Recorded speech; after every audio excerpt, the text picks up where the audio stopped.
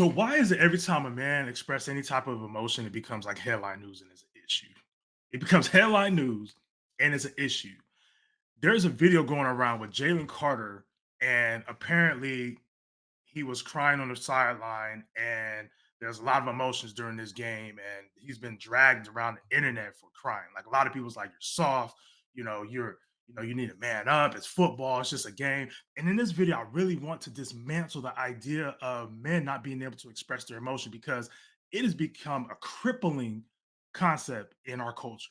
Y'all stay tuned and we're gonna talk about it right now.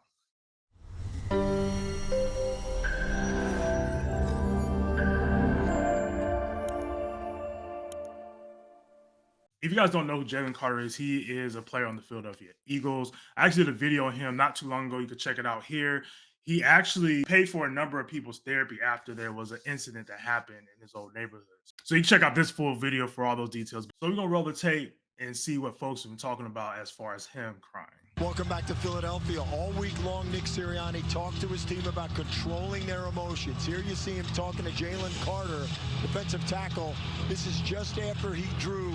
So I wonder what that means. Like when you have a conversation with players, like what does that mean, or especially with men, what does that mean to control your emotions? Is that an empowering line for men to hear, to control your emotions? Is that something to, glorify, to control your emotions? I mean, let's be real, right? There are instances where you may have to control your emotions, right? Especially when it comes to impulsive decisions. You may have to control like your anger or maybe underlying sadness so that you don't have an outburst, but control is sometimes a word when we talk about controlling your emotions. It's very limiting to actually you exploring those emotions for yourself. When we say control, it usually means stop. When we say, hey, you need to control your emotions, that means you need to stop feeling what you're feeling.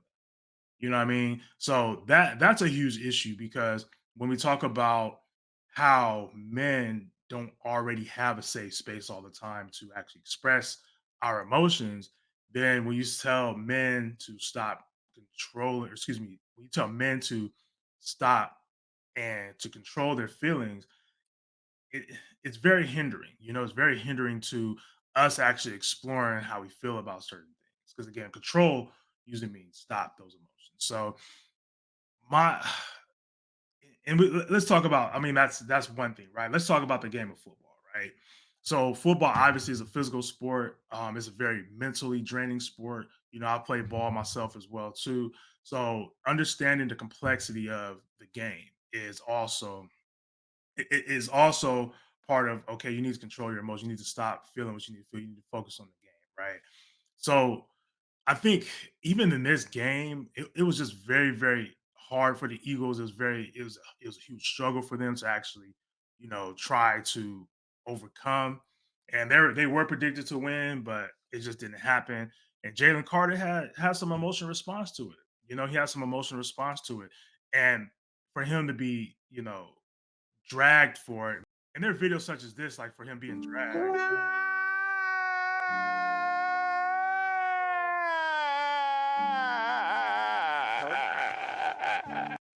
And when we propose things like this, because we don't really like when it comes to women, we don't really get on women for crying or expressing their emotions. But men, the only emotion that's really, really acceptable is anger.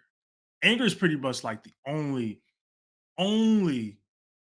socially accepted emotion from a man. And what I mean socially accepted is it's normalized for a man to be mad, but that's usually when men we stop. We don't really get to explore how we feel. There's a form of therapy or like sometimes counseling is called anger management, right?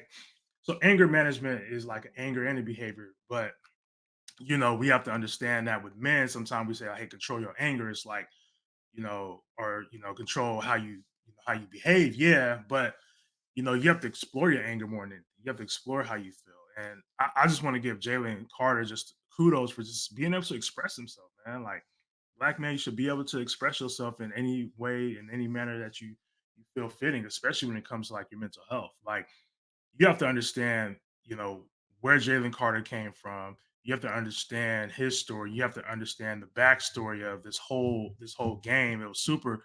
It was probably one of the highlight games of the week. You know, he could have he could have been angry at something. He could have been frustrated. It doesn't necessarily mean he was depressed. Emotions come in different various waves and flows.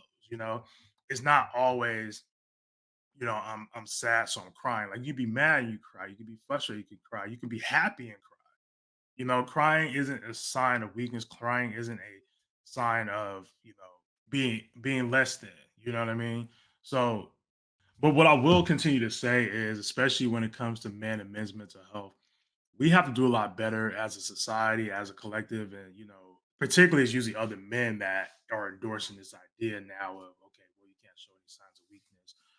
Um, but you have to also understand the complexity of vulnerability for men. You have to understand the complexity of being open, being honest. It's a hard thing. It's a hard thing, especially when you come from neighborhoods or situations, circumstances, communities where showing signs of weakness means your life. It means your safety. It means you're compromising a lot of you know your well-being for the sake of being able to show your emotions. You know what I mean? So now we get into the form of a survival technique.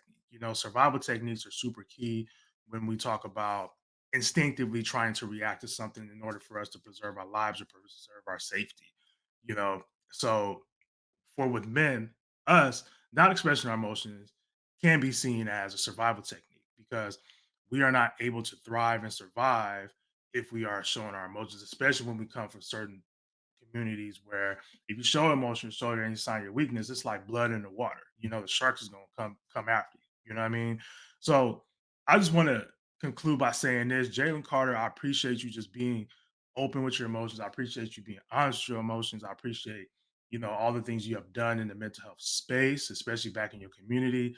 But for those who have been naysaying and talking about my boy Jalen, y'all, I don't know. Maybe y'all need to go therapy yourselves. If you need to go to therapy, I got some resources in the comments in the descriptions here. So maybe you need to go therapy yourself and need to stop projecting how you feel, on the internet or whatever it is, on Jalen Carter. So men, I always encourage y'all get the help you deserve, get the help you need. We need to break a lot of these cycles, a lot of these stigmas that we have around mental health. We have the power to do so, but we just have to take a risk on ourselves. We have to take a risk on ourselves, and it's okay to cry. It's okay to show emotion. We have to be able to be in tune with our emotions.